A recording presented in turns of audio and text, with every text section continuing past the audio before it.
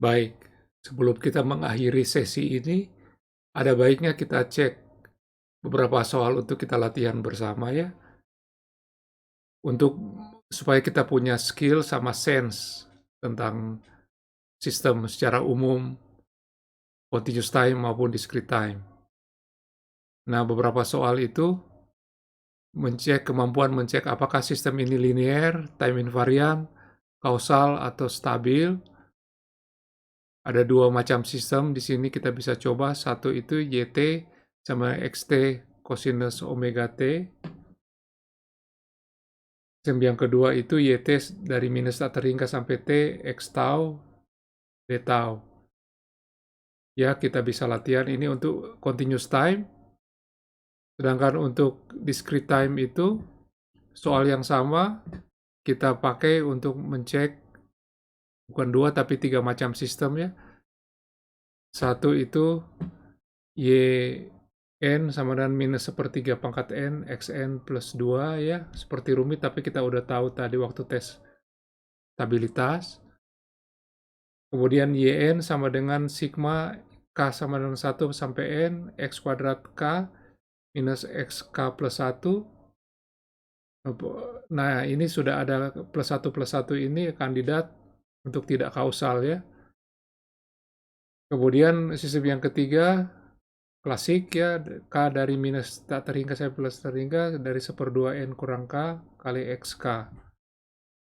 Soalnya itu sama, apakah sistem ini linear, apakah ini sistem time invariant, apa kausal, atau stabil.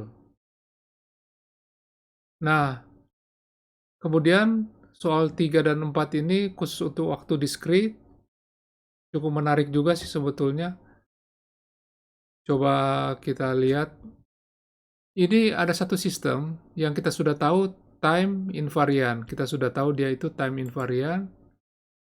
Kemudian lakukan uji coba. Dimasukkan 3 buah sinyal, yang satu itu 102 menghasilkan 012. Dimasuki oleh 003 menghasilkan 1002. Di luar ini 0 ya.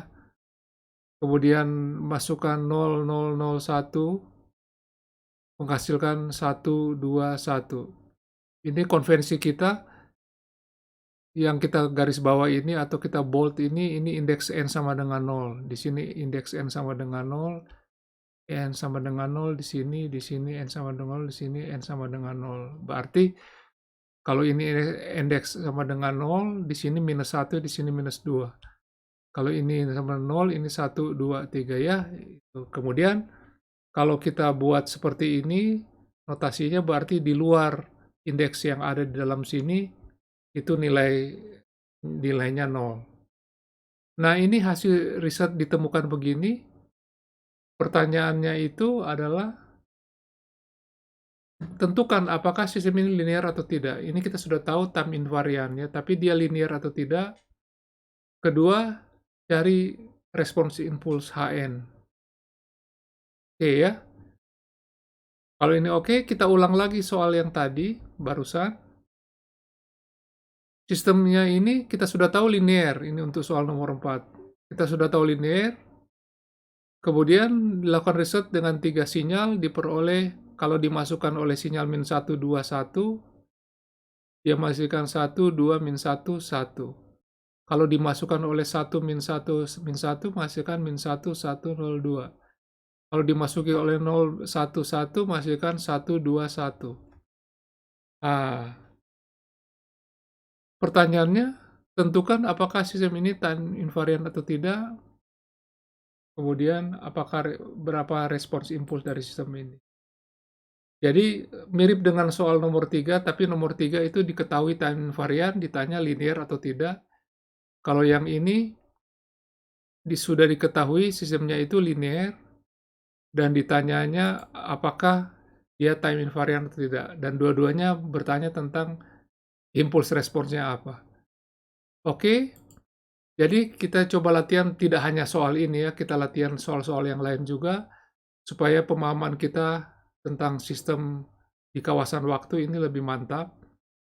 Ingat, di kawasan waktu yang penting, cara menghitung output itu ada 2 persamaan ya.